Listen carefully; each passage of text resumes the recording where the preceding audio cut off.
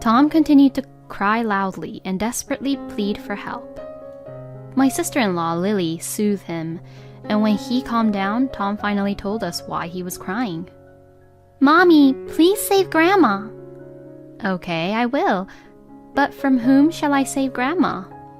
"From the devil." "Huh?" If you lie, the devil will take you away, right? Because Grandma lied. So please help her and protect her from the devil." When Tom finished saying this, he burst into tears and clung to Lily. Then, all at once, all our eyes turned to my mother-in-law, Anna. My name is Caitlin. I have been married to my husband, John, for 6 months, and we are leading a reasonably peaceful life. We are newlyweds, and our married lifestyle is fun, but there is just one problem. And that is, it's because of my mother-in-law, Anna. My husband and I went to college together and have known each other since then. He came from a rural area into the city, but he didn't go back to his parents very often. I thought people would usually go back to his parents' place during summer holidays or other long holidays, but this was not the case with John. When I casually asked John the reason, he told me that he didn't really have a good relationship with his mother. He said that ever since he could remember, he didn't really like how his mother behaved sometimes. If I remember correctly, John told me that it was her leadership style that he didn't like about his own mother. Until middle school, there are many school events where parents meet each other. In such situations like that, Anna was always at the center of the circle. And she loved to gossip around with other people, mostly in a negative way. She would make negative comments about people saying things like, "I don't agree with it, but..." My husband told me that he hated that and was disgusted by it. In addition to that, once Anna catches John's attention, she would start backstabbing and complaining about people and about anything. My husband didn't like hearing her backstabbing people and her complaints, so he didn't go home to his parents' place much anymore. Before we got married, I had just listened to stories from John about Anna and thought that maybe John didn't like to get too involved in conversations like we women do. But when I first met her to greet them before I got married to John, I finally understood what my husband was talking about. "You two met in college, right?" "Yes, that's right." "It's unusual for a girl like you to be a science major." "Well, yes, you're right. There were only 4 of us girls in our department, including me." "Oh, is that so? When I was in college, I majored in liberal arts, and there were a lot of girls who were all pretty and glamorous. I guess a lot of popular girls tend to be in liberal arts." "Oh, maybe you're right. Many of the girls in the liberal arts are very cute and fashionable. But, on the other hand, girls who majors in science wear jeans and shirts, right? I wonder if some of them are tomboys." "Wow, you know pretty well. I'm actually that type, you know." I thought I was having a good conversation with Anna, but for some reason I felt somewhat strange. "That's enough of that talk, then." Okay. "I wasn't saying to you, Caitlin. I was saying to my mother." "Oh, what? Did I say something wrong?" My husband looked annoyed at Anna, but Anna looked normal, as if she didn't say anything wrong. At the time, I had no idea what was wrong with the conversation I just had with Anna. But then, my husband apologized to me on the way home and explained to me, and that was when I understood everything. "I'm sorry about my mother." "Huh? Why?" "Well, you see, she was always one-upping you." "What? When?" "When you both were talking about women in liberal arts and science." "Well, it's not only that, but yeah." "Oh, come to think of it, I did feel somewhat off then, but I didn't exactly really know what it was. But I really didn't think she was one-upping me." "That's what I love about you, Caitlin. I just want you to know that I don't want my mother to nag at you too. Mother was saying women in liberal arts equals glamorous and women in science equals tomboy, but by saying that, she was implying something else. Women in liberal arts are fashionable, but women in science are lame, is what I think she was trying to say." But to me, if women in science are tomboys, I think that they are graceful. Oh, you're right. Wow, so she was indirectly saying that I was lame, huh? I really wasn't thinking that deeply, you know. But now I know. So this is what you were talking about, John, when you said you didn't like that part about her, huh? From now on, I'm going to just let it all slide and shrug them off before Anna starts running her engine to one-up me. Like that, the only element of my anxiety in our marriage was Anna. My husband hasn't been back home much since before he was married, and he himself wants to keep his distance from his mother. So, in the end, we decided to get married, thinking that it would be fine. After the marriage, my husband and I have not returned to his parents' place. And even after 6 months, we still haven't visited over, and there hasn't been any major issues. The only problem is that Anna calls us, and every phone call I have with her is really long. She calls me and tells me many gossips about her neighbors. And everything she says about her neighbors are all negative. There are not that many bad people in the world, but she talks as if she is surrounded by really bad people. And I am not able to agree with everything she says. So, I try not to listen to what she says, and I can only reply as I see to her.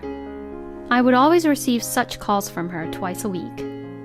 Each call lasts about 2 hours or so. I have been listening to everything that she has to say that I don't agree with her about at all for hours on end, and to be honest, I was getting a little depressed. You look like you're exhausted recently. Are you okay? My husband says while looking at me. Yeah, I'm okay. You sure? Did something happen? You should talk to me about everything, you know? Everything? Yeah, everything. We're married, Caitlin. When I told my husband what had happened, he immediately apologized to me. I'm so sorry for not realizing about this. It's not your fault, honey. No, it is my responsibility. I really had no idea that my mother was calling you. I'm really sorry. I'll talk to my mother about it, so from now on, you can just ignore the calls you get from my mother. You can even set your phone to block her calls, okay? Even though my husband said that, I didn't set my phone to block Anna's calls. But my husband was able to tell his mother to stop calling me, and after that, Anna did not call me anymore. It was then that I received a call from my sister-in-law, Lily, informing me of the birth of her second baby. It was the first visit home to my in-laws since our marriage, but my husband was not at all enthusiastic from the start. Would it be wrong to just send them a gift or something? Well, that's a difficult question, isn't it? I think that would be fine, but from Lily's point of view, I think she would want us to celebrate with them, wouldn't she? What was it like when Tom was born? Tom was Lily's first baby, and he was turning 4 this year. We all got together that time, too. Oh, I see. Then maybe we should celebrate together in that way. You're right. My husband didn't want to go back to his parents' house as much as possible, but this was for the sake of his newborn nephew. My husband also told himself the same thing and decided to join the celebration. When we headed to my in-laws' house, we saw them being all over Lily's second baby. Everyone was celebrating in the living room. I helped around the house with Anna since Lily just got out from the clinic after giving birth to the baby. We set out the dishes and enjoyed the meal together. After finishing the meal, the whole family would gather around the newborn baby again. I carried the dishes to the sink while watching the family gather around the newborn baby. My husband also followed me, and we were able to finish cleaning up smoothly. My husband was also touching the baby's cheeks and repeatedly saying how cute she was. I'm glad we got to come here in the end. With these thoughts in mind, I got up from my seat and was about to go into the restroom when I heard the door behind close me. I turned around in surprise to find Anna standing there. Anna? What's wrong? Don't use it. Excuse me? Strangers can't use the restroom here. What? Yes, since you're a stranger, why don't you go outside and find a restroom for you to use? Outside? Okay, I understand. Are there any shops nearby here? Oh, we're in the countryside, you know, so there are no shops nearby. I see. Then I'll just use your bathtub. Huh? Well, as you can imagine, I am a human being too, and doing my business outside the house is just a bit too much, so I thought doing it in the bathtub would be better. I actually once did it in the bathtub, and I was yelled at by my father, but please don't mind me. When I tried to open the door to the bathroom, which was right next to the toilet, Anna desperately tried to stop me. Oh, Caitlin, what the hell are you thinking? Oh, it's okay. Restroom and bath is the same thing. That's not the point here. Please, just get your hands off. Perhaps Anna's loud voice reached the living room. My husband rushed over. Mother, what are you doing to Caitlin? Oh, honey, you know, your mother won't let me use... I didn't do anything. Huh? I didn't do anything to her. When we were all just enjoying the time, Caitlin here was about to start cleaning the bathtub all of a sudden, so I just stopped her. Huh? Then does that mean that I can use the restroom? What are you even talking about? Of course you can. What am I talking about? What? That is my line. She says that I can't use it, but I can use it, so what is the real answer? In the midst of all this, it was Tom who suddenly started to cry loudly. I'm not sure how long he was there, but now Tom was crying right at the front door. Surprised by Tom's voice, Lily and her husband and even my father-in-law gathered right in front of the bathroom, which was close to the front door. Grandma! Grandma is! Tom was crying a lot in a serious way, and even I, who has never had a child before, knew that Tom was crying seriously. Lily goes over to comfort Tom, but she also can't get him to stop. Mommy! Please save Grandma! Well, this is a bad situation. Save Grandma means I'm the bad guy here. Even I could understand where this was going to. I have done nothing wrong, but it is very difficult to prove it in this situation. And seeing this, Anna did not try to miss the opportunity too. Aw, Tommy, you're trying to protect me. You're such a kind boy, Tommy. Thank you. My goodness, Caitlin, maybe you could learn something from Tom here. When we were all having fun and enjoying the time as a one big family, you just tried to clean the bathtub all of a sudden. You really have no sense of being cooperative around here. Huh? But Tom continued to cry loudly and desperately plead for help. My sister-in-law Lily soothed him, and when he calmed down, Tom finally told us why he was crying. Mommy, please save Grandma. Okay, I will. But from whom shall I save Grandma? From the devil. Huh? If you lie, the devil will take you away, right? Because Grandma lied. So please help her and protect her from the devil. When Tom finished saying this, he burst into tears and clung to Lily.